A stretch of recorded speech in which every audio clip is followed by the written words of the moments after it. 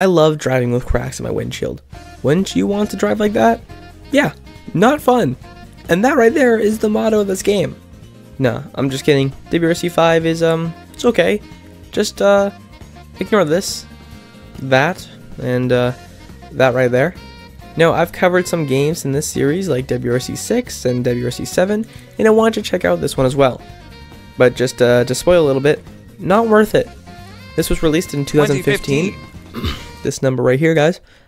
And was the first World Rally game to be released on the 8th generation consoles. Now, that probably explains, this.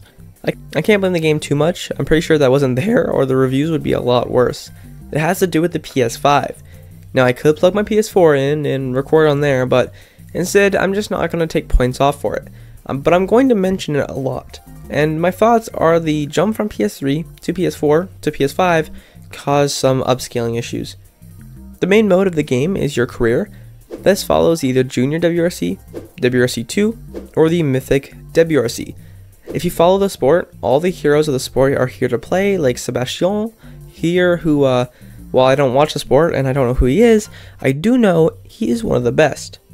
I think. So you know you can get that experience of trying to race them. This mode has you pick a contract, start the season, pick a name that I thought was fitting, and go through 7 countries. And that means like 6 races for each country, equaling around 42. Now, eventually that does get boring, but for what the career mode is, it works well. I like the racing aspect where after every level you can see others' times, but being number 1 causes me to realize the times are fake. Yeah, I swear they're not real. Every single time I race, the second place is milliseconds behind me.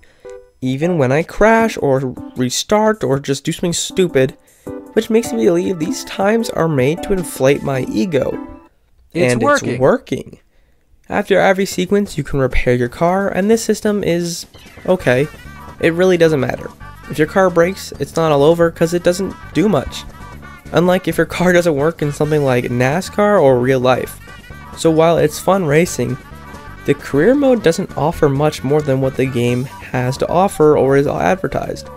But at least that it's something. Now, another thing that isn't a good time is the game's terrible graphics.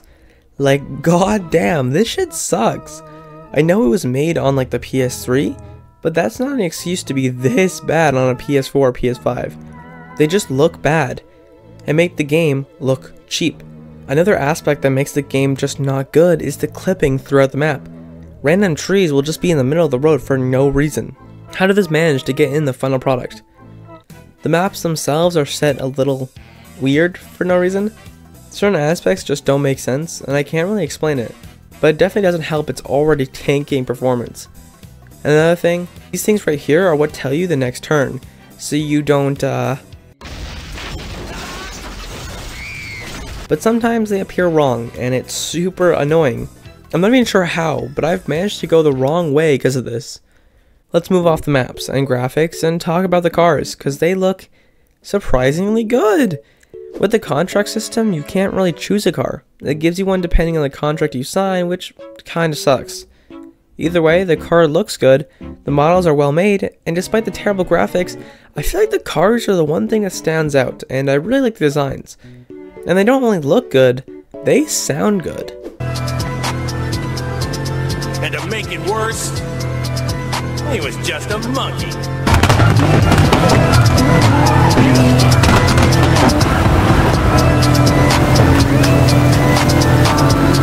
That popping noise, baby, oh. Now let's finish off with the controls.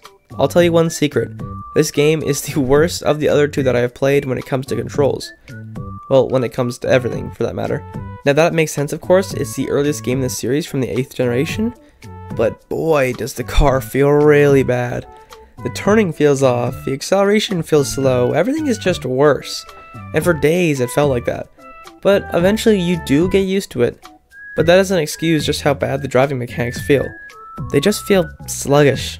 The turns are slow, drifting is hard to activate, and non-existent. Snow is man's worst nightmare. All these things aren't apparent in the sequels, so it's more noticeable. Although again, once you get these things going, you can get the hang of it. And that's really all the game has to offer. Drive and check times. There used to be an online mode, but good luck with that now. Embarrassing! There's also a quick stage and another mode just to play for fun. But they're not really worth playing when you can just play career. And while I could have gone to the WRC League, I stopped at WRC2 halfway through racing. The game just wasn't fun enough to keep going. And while being attacked by headaches from the stupid tear in the screen, this game is not worth any amount of money that you throw at it. Overall, I don't feel like the game has much to offer than other forms of media. There's other World Rally games, and this game doesn't really work that well. The driving felt bad, the graphics are terrible, and maybe it's worth like $3. I'll give WRC5 a 57 out of 100 for just being mid. Be sure to check out my membership. Thanks for watching, and constant uploads should be here soon.